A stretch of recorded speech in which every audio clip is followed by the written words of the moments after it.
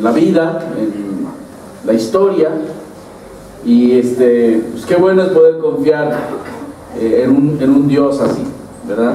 Qué bueno es estar seguros de que el Señor, que es soberano, está en el cuidado de la historia y maneja la historia de acuerdo a su voluntad y para su gloria.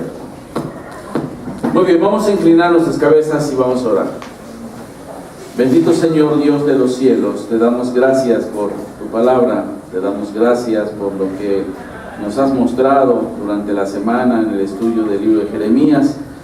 Te damos gracias por el estudio personal de cada uno de tus hijos, que son miembros de esta iglesia, que, Señor, disponen su corazón para que durante la semana tú les hables y tú les instruyas de una manera personal. Ahora, Señor, te rogamos que en este tiempo que queremos cerrar el tema de Jeremías de una manera rápida, rogamos que tú nos hables y que tú nos sigas instruyendo por medio de tu palabra y tu Espíritu. Suplicamos que tú nos dirijas en este tiempo, en el nombre del Señor Jesús. Amén. Bien, si ustedes se dan cuenta, el libro de Jeremías en la historia de Israel es un libro que habla del juicio de Dios que es inminente ahí en Jerusalén, en Judá. Es un juicio que se venía no postergando propiamente, sino simplemente en el calendario de Dios y en el conocimiento de Dios, de conocer los corazones de la gente, que iba a haber gente, que iba a haber personas, que iban a haber reyes, ¿verdad?, que iban a escuchar la voz de los profetas. El juicio de Dios se ha manifestado a lo largo de la historia de la humanidad, ¿verdad? Esa sentencia suya en contra del pecado. Si nosotros recordamos, en los tiempos de Noé, el Señor sentenció el pecado de aquella generación con un diluvio, ¿verdad?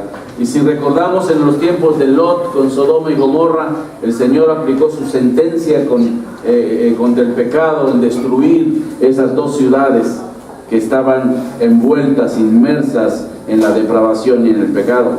Y durante 300 años, un poco más, el Señor hizo lo mismo con Israel, hablarle del juicio, y en ese ínter algunos reyes respondieron al llamado de los profetas. El Señor detuvo el juicio en ese tiempo, ¿verdad? Y surgieron reyes que amaron al Señor, pero después de la muerte de Josías, ¿verdad?, ya el pueblo de Israel abandonó al Señor, abandonó la Escritura, abandonó el mandato, los mandamientos del Señor. Ahora, los juicios de Dios, hermanos, son rectos. Eso lo podemos ver en Romanos capítulo 2, versículo 5. Son justos, ¿verdad? En el capítulo 2, versículo 2 dice que es según verdad. O sea, Dios, cuando emite juicio, no es como el ser humano. Dios es incorruptible, no se corrompe. A Él no lo podemos comprar, no lo podemos sobornar. Cuando Él determina algo en cuanto a su juicio, se hará, porque Él es justo. Y muchas personas piensan que Dios no ha de emitir una sentencia contra el pecado hoy día. Y la humanidad vive completamente alejado de Dios, con sus pensamientos entregados completamente al pecado, lejos de Dios, y pensando que el Señor no ha de emitir un juicio también sobre la humanidad. Ahora, en cuanto al pasaje de Jeremías, vamos a ver algunas cosas interesantes. Y vamos a darnos cuenta que el Señor revela en el libro de Jeremías su juicio. Y lo hace en base a tres elementos que me gustaría que nosotros pudiéramos analizar el día de hoy. En primer lugar, el Señor advierte en cuanto al juicio. Y lo hace mediante un mensajero. El Señor advierte en relación al juicio mediante un mensajero. En este caso, ¿quién es el mensajero? Jeremías, ¿verdad? O sea, Dios no va a aplicar juicio sin antes informar a la gente que lo va a hacer. Y Dios se ha valido en las Escrituras para usar mensajeros. Ahora, a mí me gustaría que pudiéramos analizar la vida de este mensajero en particular, y vamos a ver algunos contextos interesantes. En el capítulo 1 del libro de Jeremías podemos darnos cuenta que él nació en Anatot. Y a lo mejor para usted no significa mucho Anatot, pero Anatot era el lugar de los sacerdotes. Y su padre Hilcías era un sacerdote. Por lo tanto, él fue instruido en los caminos del Señor por su padre Hilcías. Interesante es ver que su nombre significa exaltado del Señor, o el Señor es exaltado.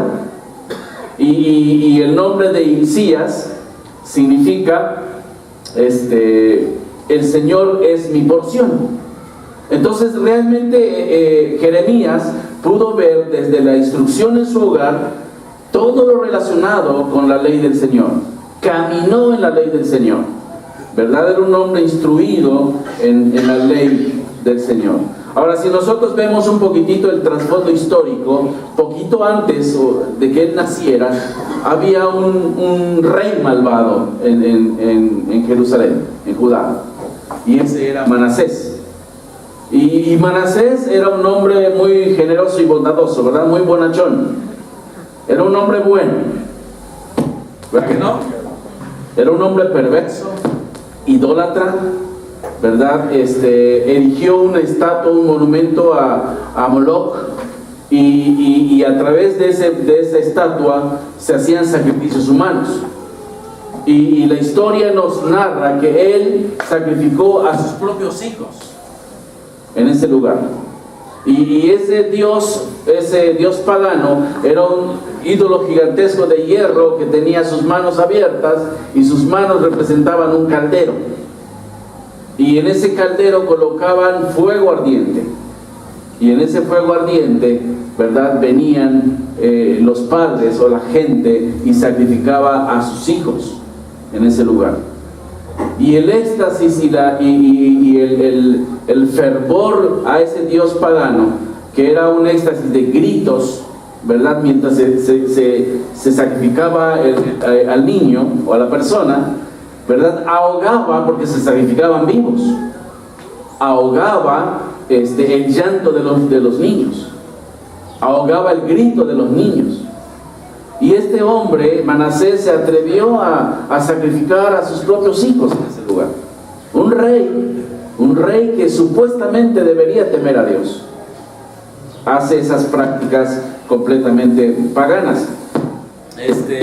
Durante 55 años Manasés no caminó con Dios, caminó en sentido contrario de Dios, en las prácticas de Jeroboam, y todavía más en su perversión. Así que el contexto previo al nacimiento de Jeremías no era nada fácil, ¿verdad?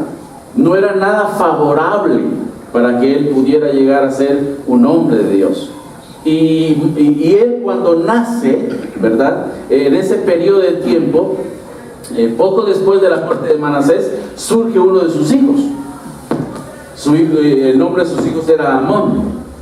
Y Amón caminó en los caminos de Manasés, su padre, y todavía más, al grado tal que él fue asesinado por sus propios siervos. A todo esto Jeremías tenía alrededor de entre 5 y 8 años de edad. O sea que lo que él vivió no era nada grato a sus oídos. Lo que él vio no era nada grato a sus ojos. Él no creció en un ambiente hermoso en términos generales. En su entorno sí, con sus padres, que le instruyeron en el camino del Señor, ¿verdad? Pero no así su entorno. Israel estaba entregado completamente al paganismo y a la idolatría. Así que no pudiéramos decir, es que Jeremías tuvo todas las cosas a su favor. El mensajero de Dios tenía todo a su favor para poder dar el mensaje de Dios. No fue así. Y no fue así. Bueno, duró poco esto. Bueno, mientras Juan coloca el micrófono.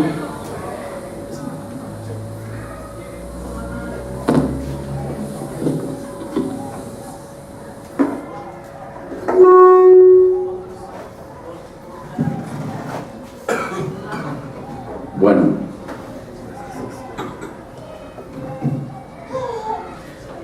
y en ese contexto llegamos a lo que Jeremías empieza a narrar en el capítulo 1.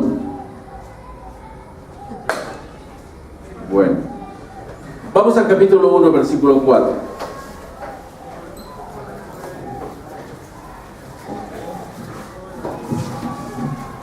Después de dar una presentación de su origen del capítulo 1 al capítulo 4, al capítulo 3, al versículo 3, el versículo 4 dice: vino pues palabra de Jehová a mí diciendo: antes que te formase en el vientre te conocí, y antes que nacieses te santifiqué, te di por profeta a las naciones.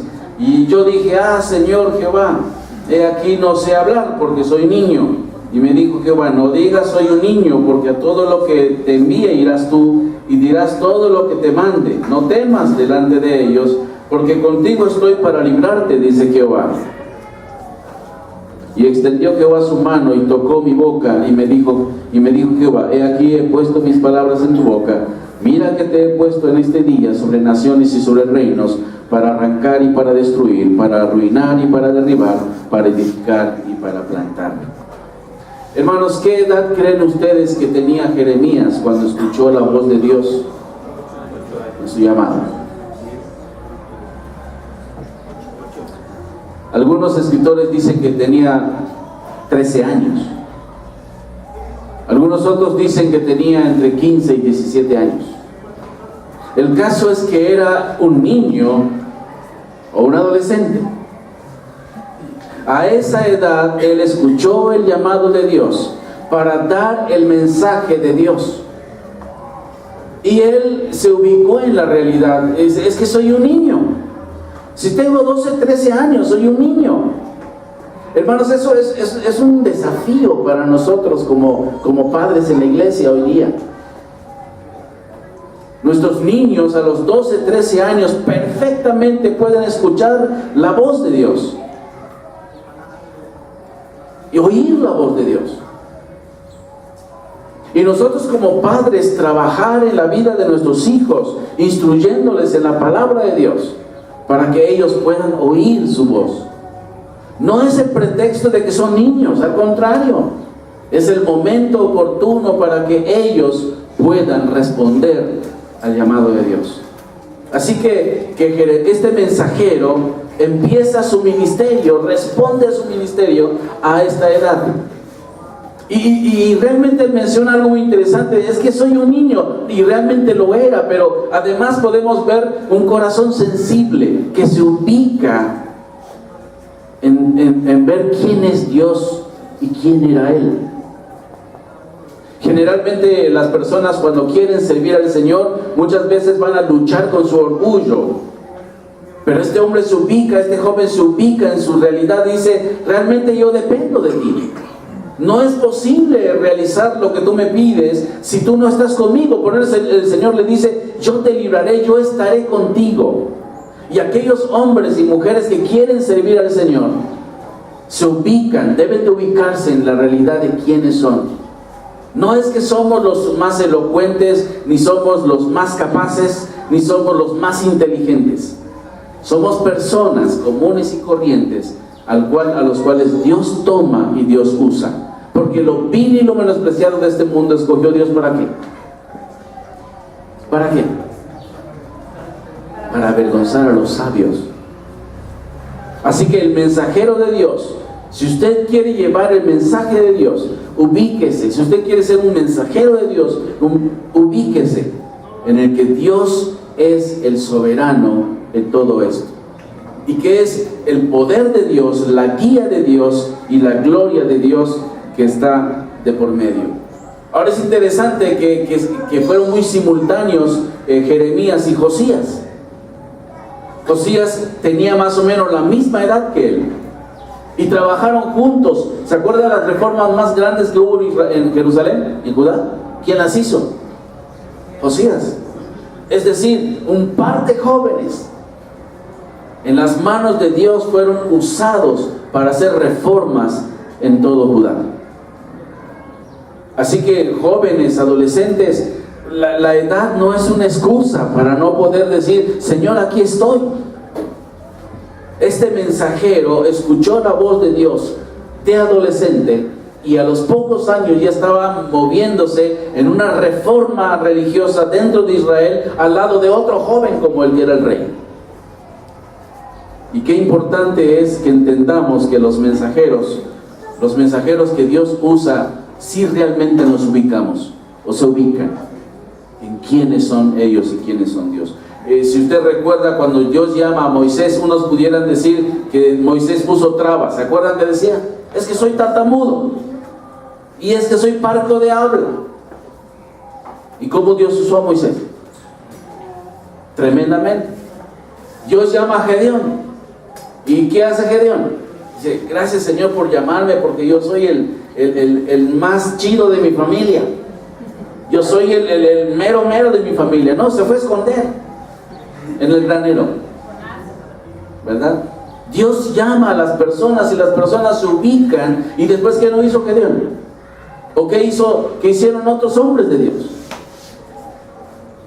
Que se ubicaron, que al ser mensajeros de Dios, lo importante no era ser mensajero como tal, sino el mensajero de quién iban a ser. Mensajeros de Dios. Y así pudiéramos ir por la escritura y ver a hombres que no dijeron, gracias Señor por elegirme, porque elegiste al mejor. Se ubicaron en su papel, en lo que ellos eran delante de Dios. ¿Cómo era el corazón de Jeremías? Este mensajero, ¿cómo era en su corazón? Cuando él veía el pecado de Israel, el pecado de Jerusalén, de Judá, ¿cómo estaba Jeremías? ¿Indiferente? ¿Pasivo? ¿O estaba completamente sensible al ver cómo estaban sus conciudadanos en aquel entonces? Había dolor en su corazón. Si me acompañan en el capítulo 9, versículo 1, vamos a ver un poquitito el corazón de este hombre. Capítulo 9, versículo 1, fíjense lo que dice. Oh, si mi cabeza se hiciese aguas, y mis ojos fuentes de lágrimas, para que lloren día y noche los muertos de la hija de mi pueblo. Cuando veía el juicio que se avecinaba para el pueblo de Israel, la sentencia de Dios para con Israel, su corazón estaba completamente dolido. Y sentía la pérdida de aquellos hombres que morían, o que morirían con el juicio de Dios. No podemos hoy día como creyentes ver el mundo y pasar inadvertido el mundo a nuestros ojos. Hay un mundo que se está perdiendo sin Dios, sin esperanza. Y Dios quiere que el corazón de sus hijos, de sus siervos, vea la necesidad de los perdidos, sienta compasión por la gente que está perdida, por la gente en la cual hay un juicio inminente, y veremos más adelante. El mensajero es un hombre que se da cuenta que Dios, que es soberano, que Dios, ese Dios soberano, quiere alcanzar a la gente al arrepentimiento, como en aquel entonces. Así que Dios advierte a las personas, como en el caso de Jeremías, a través de un mensajero. Y Jeremías era ese mensajero que respondió al llamado de Dios, y sus lágrimas eran parte de su vida por el dolor del mundo, por el dolor de Israel, por el dolor del pecado en el que estaba Judá. Así que Dios advierte el juicio mediante un mensajero, pero también ese mensajero, ese Dios maravilloso que usa a su mensajero, administra un mensaje. Y el contexto donde Jeremías administra el mensaje es un contexto crítico, es un contexto duro, es un contexto en donde el pecado fluía, el rechazo a la persona de Dios era tangible, y ahí en medio de eso Jeremías da el mensaje. ¿Cuál es el mensaje que Jeremías da? ¿Qué características tiene el mensaje que Jeremías da? Acompáñenme por favor al capítulo 4.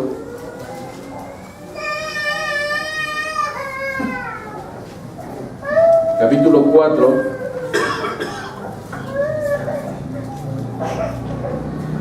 Vamos a ver desde el versículo 2:22. Dice: ¿por qué porfías conmigo? Todos vosotros prevaricaréis contra mí, dice Jehová.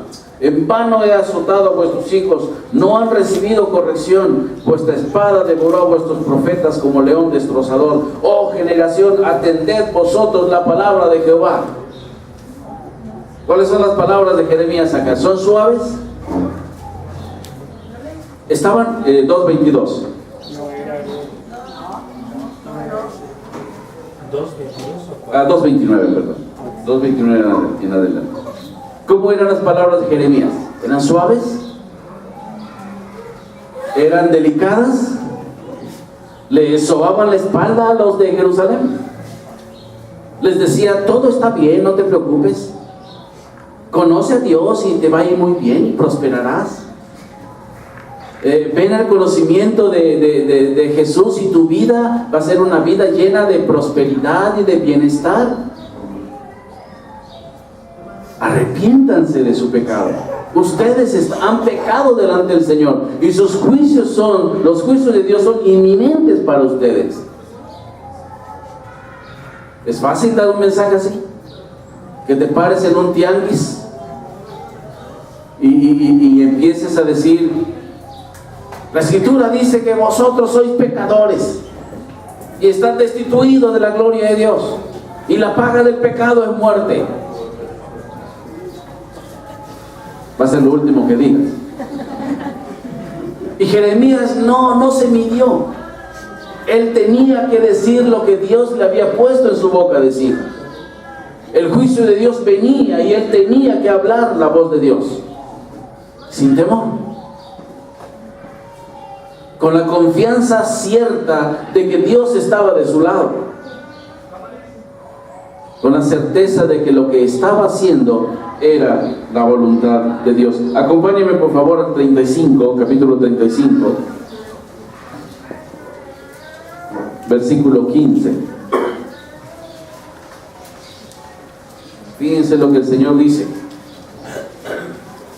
Durante más de 300 años el Señor había actuado de esta forma con Israel. Dice: y envié a vosotros todos mis siervos, los profetas, desde temprano y sin cesar, para deciros: volveos ahora cada uno de vuestro mal camino y enmendad vuestras obras, y no vayáis tras dioses ajenos para servirles, y viviréis en la tierra que di a vosotros y a vuestros padres, mas no inclinasteis vuestro oído ni me oísteis. ¿Había respuesta de Israel a la voz de los profetas?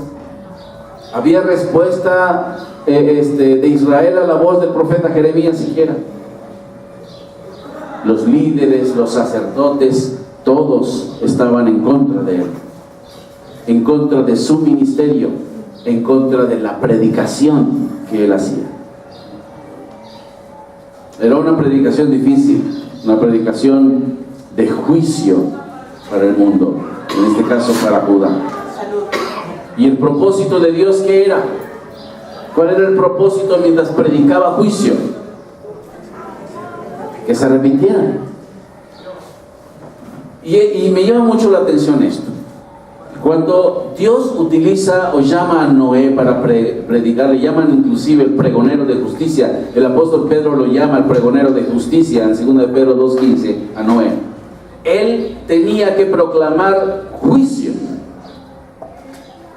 ¿Cuánto tiempo Noé predicó juicio? ¿Cuántos años creen ustedes que Noé predicó? Arrepiéntase porque el Señor mandará un diluvio sobre vosotros y el juicio de Dios vendrá sobre toda la carne, y Dios erradicará la carne sobre la faz de la tierra. Mientras construía el arca. ¿Cuántos años pregonó juicio? 120 años. ¿Se dan cuenta? 120 años. Y Y ahora estamos viendo a Judá que 300 años aproximadamente estaban recibiendo de voz de los profetas el que se arrepintieran porque el juicio de Dios venía. Jeremías duró aproximadamente 40 años predicando esto. 40 años. Se nos hace eterno. Y durante 40 años no escuchó Israel la voz de Dios. Y el juicio se acerca. El juicio se acerca.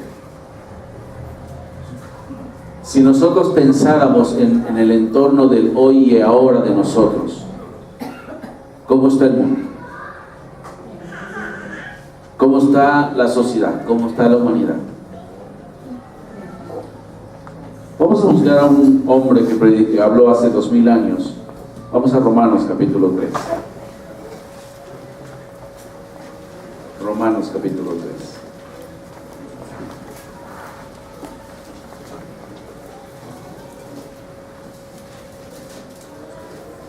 Versículo 19. ¿Qué dice el Señor? Sabemos que todo lo que la ley dice, lo dice a los que están bajo la ley, para que toda boca se cierre y todo el mundo quede bajo el juicio de Dios. ¿Cómo está el mundo? Bajo el juicio de Dios. ¿Hay un juicio? ¿Cuándo llegará el juicio? Él sabe.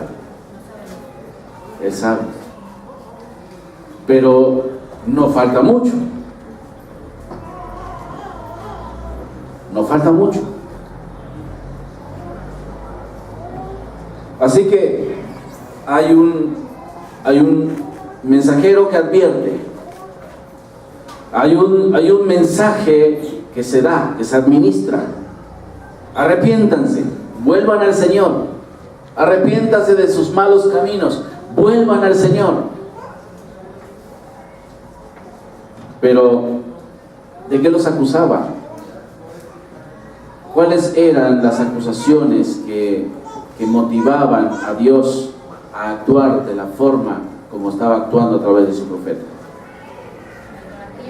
Capítulo 35, versículo 16. Regresemos a Jeremías. Evidentemente todo el libro de Jeremías nos habla de eso, pero solamente estamos sacando un par de versículos. Jeremías 35, 16.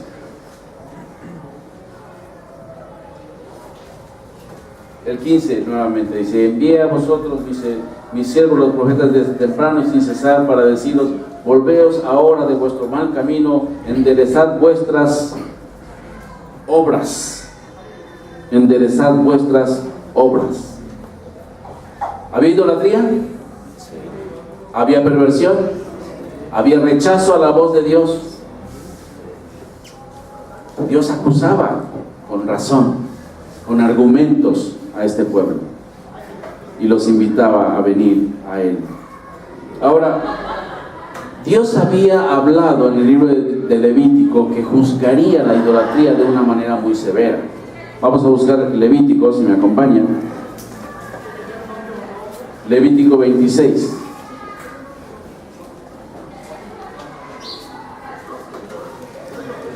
Levítico 26.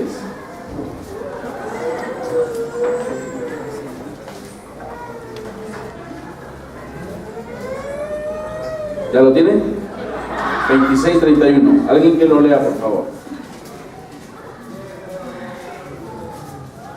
Haré desiertas vuestras ciudades y asolaré vuestros santuarios, y no oleré la fragancia de vuestro suave perfume. Síguele, por favor, Javi, hasta el 33. Asolaré también la tierra, y se plasmarán por ello vuestros enemigos que en ella moren. Y a vosotros os esparciré entre las naciones, y desenvainaré espada en pos de vosotros, y vuestra tierra estará asolada y desierta vuestras ciudades. Y el versículo 30 dice: destruiré vuestros lugares altos y derribaré vuestras imágenes, y pondré vuestros cuerpos muertos sobre los cuerpos muertos de vuestros ídolos, y mi alma os abominará. Palabras bonitas, suaves. El Señor sentencia contra el pecado de la idolatría. El Señor da duras acusaciones. No se está haciendo un juicio sin motivos, sin argumentos. Se está dando todos los motivos. Israel lo sabía. Israel sabía lo que el Señor había determinado en el libro de Levítico con relación a la idolatría y al pecado. Y después de la muerte del rey Josías, Israel se alejó, Judá se alejó de Dios, se alejó de la palabra de Dios y caminó tras los ídolos de una manera entregada, completa. A tal grado que en Jeremías 2:20 y 3:1 al 3, Jeremías compara a Judá con una prostituta. A ese nivel. Hay motivos claros y fuertes. Y de esta manera Jeremías estaba advirtiendo a Judá: arrepiéntanse, arrepiéntanse. Y bueno, después de la muerte de Josías vienen otros 4 o 5 reyes, y el resultado final fue la invasión de Babilonia a Judá. Destruye el templo, destruye y saquea el templo y se lleva cautivos a la mayoría de la gente de Judá, y solamente deja a los pobres y a los débiles a vivir en aquella tierra.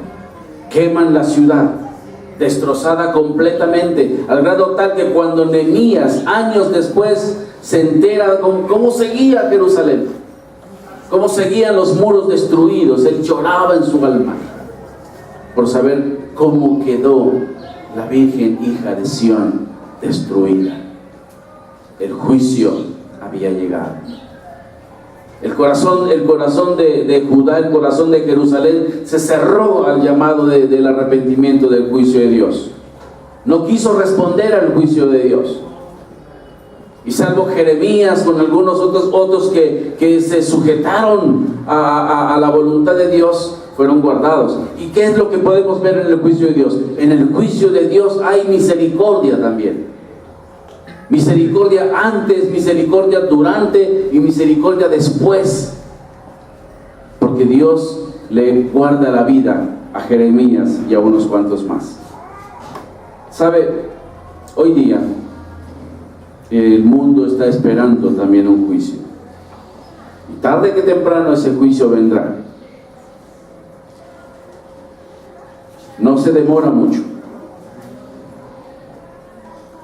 Dice Romanos 3:23: por cuanto todos pecaron y están destituidos de la gloria de Dios. ¿Cómo está la humanidad sin Dios? Destituida de Dios.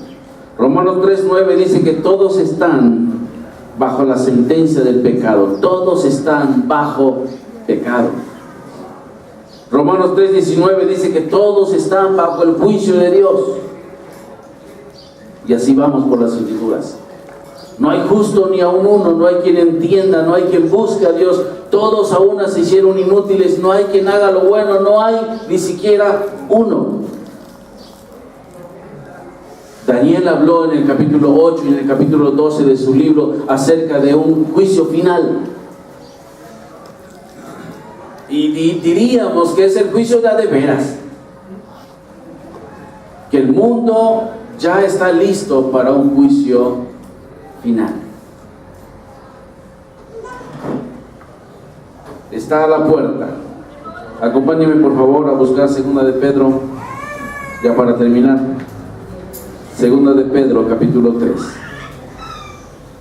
Este hombre, este siervo de Dios, este apóstol, podía mirar el futuro, en el futuro no lejano, el juicio de Dios. En el capítulo 3, versículo 7. Dice: pero los cielos y la tierra que existen ahora están reservados por la misma palabra, guardados para el fuego del día del juicio y de la perdición de los hombres impíos. Mas, oh amados, no ignoréis esto, que con el Señor un día es como 1000 años, y 1000 años como un día. El Señor no retarda su promesa, según algunos la tienen por tardanza, sino que es paciente para con nosotros, no queriendo que ninguno perezca, sino que todos procedan al arrepentimiento. ¿Cómo será ese día del juicio de Dios sobre este mundo? Y está cerca. El apóstol Pedro dice: el Señor no retarda su promesa. Algunos lo tienen por tardanza. ¿Sabe cuántos años habían pasado desde la muerte y resurrección de Cristo cuando Pedro escribe esta carta? No habían pasado ni 40 años. No había pasado una generación. ¿Y qué había sucedido? ¿Qué actitud tenían las personas en aquel entonces? El Señor no va a volver. El Señor no es capaz de cumplir la promesa que dijo que volvería. Esa es la idea de este pasaje. El Señor no tiene la capacidad de cumplir lo que prometió que iba a cumplir. Solo 40 años. No había pasado mucho. Y el corazón del hombre nuevamente endurecido.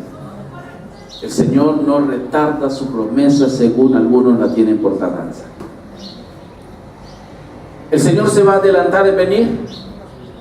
No. ¿Se va a atrasar en venir? No. Su juicio llega siempre de una manera precisa. ¿Quién impide los planes de Dios? Nadie. Y así como Judá experimentó el juicio de Dios con la invasión de Babilonia en el 586 a.C. y la profecía de Jeremías se cumplió. Y aun cuando Dios hizo eso, les prometió una restauración a ellos. Y sabemos que en la historia que el Señor trajo de nuevo a Israel, a Judá, trajo de nuevo a Israel a Jerusalén, ¿se acuerdan? Utilizó a Esdras, a Nehemías, a Zacarías, a Ageo para regresarlos y reconstruir nuevamente el orden de Israel. ¿Sabe una cosa? Hay un juicio sobre la humanidad. Y esas palabras, esa profecía de Dios se cumplirá.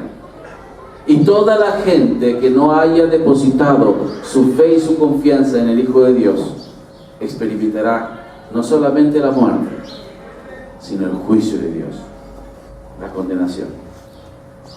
Hace 2000 años el Hijo de Dios dio su vida en la cruz del Calvario. Hace 2000 años el Hijo de Dios murió en la cruz, en el lugar del pecador, en el lugar suyo. Él murió y pagó el precio por usted. Él dio su vida para rescatar la suya, el justo por los injustos para poderle llevar al cielo, a la presencia de Dios. Él con su muerte de sustitución por usted y por el pecador, fue el recipiente de la ira de Dios que debió de caer sobre usted y sobre mí. La ira de Dios cayó sobre él. Y él pudo clamar en la cruz del Calvario. Él pudo clamar en la cruz del Calvario: Dios mío, ¿por qué me has abandonado? Y en ese momento él cargaba su pecado y mi pecado. Y él murió en la cruz para que usted pueda liberarse del juicio de Dios. El juicio de Dios que recae sobre la humanidad sin Cristo. Hay un juicio. Y así como lo hubo en Jeremías y se cumplió, hay un juicio hoy que se cierne sobre el género humano. Hay un juicio. Todos han pecado y están bajo el juicio de Dios. Pero usted puede recibir el perdón de sus pecados y la vida eterna si usted deposita su fe y su confianza en el Señor Jesucristo, porque Él murió por usted. Él derramó su sangre en la cruz del Calvario por usted. Él ofreció su vida para rescatar la suya. Él murió y resucitó para que usted pueda tener vida eterna y escape de ese juicio inminente que se cierne sobre la humanidad. ¿Cuál va a ser su respuesta? La respuesta de los hombres y las mujeres en los tiempos de Jeremías: cerraron sus oídos y pensaron: nos va bien, económicamente estamos estables, hemos prosperado.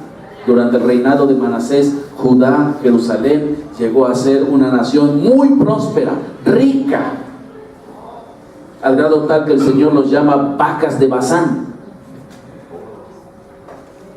¿Por porque habían engordado y tenían tantos bienes materiales que no se imaginaron que un juicio vendría.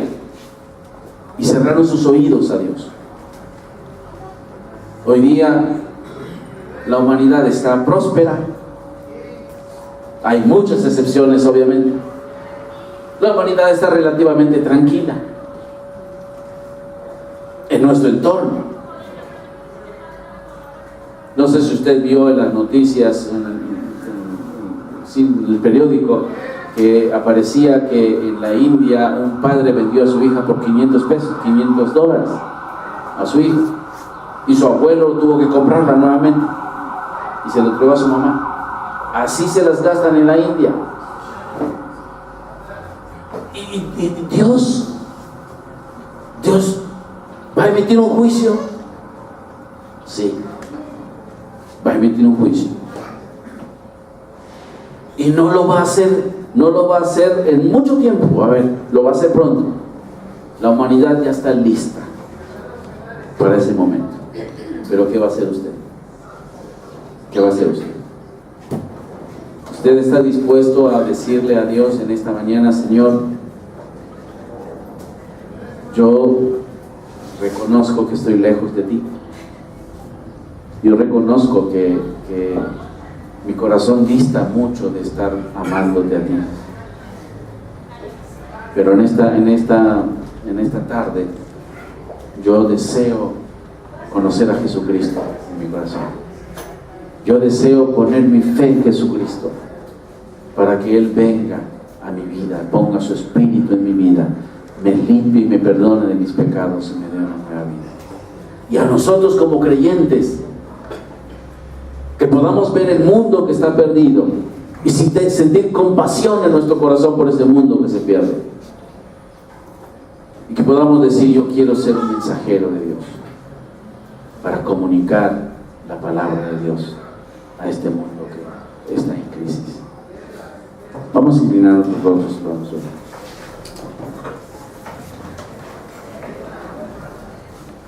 Querido Señor, te agradecemos en esta tarde el poder ver tu palabra de exhortación y de confrontación para el perdido, que se arrepienta y crea en el Evangelio,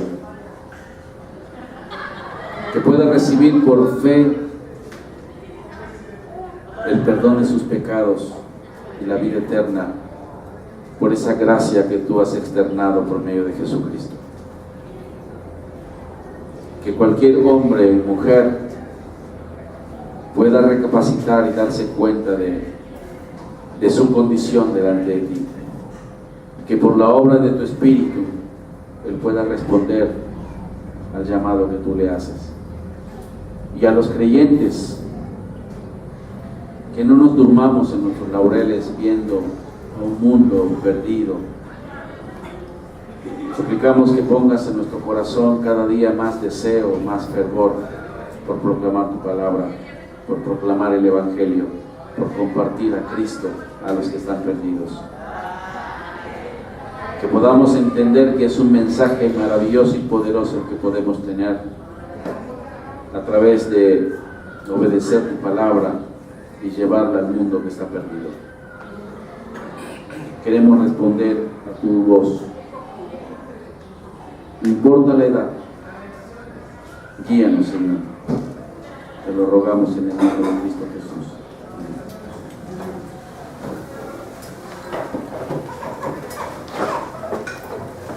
Tenemos 3 minutos.